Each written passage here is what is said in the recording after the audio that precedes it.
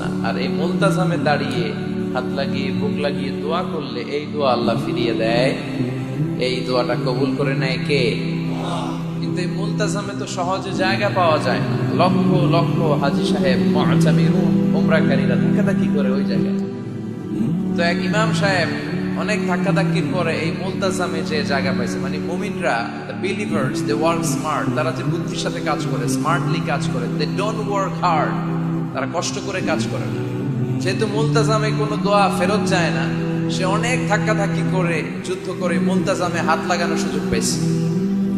হাত লাগায় ধাক্কার জন্য সে তাড়াতাড়ি করে আল্লাহর কাছে দোয়া করতেছে যে আল্লাহ, জীবনে যত দোয়া করছি আর যত দোয়া করব, এই সব দোয়া তুমি কবুল করে নিও। এই একটাই দোয়া। কটা দোয়া দেখছেন? He work smart, say smartly কাজ করেছে।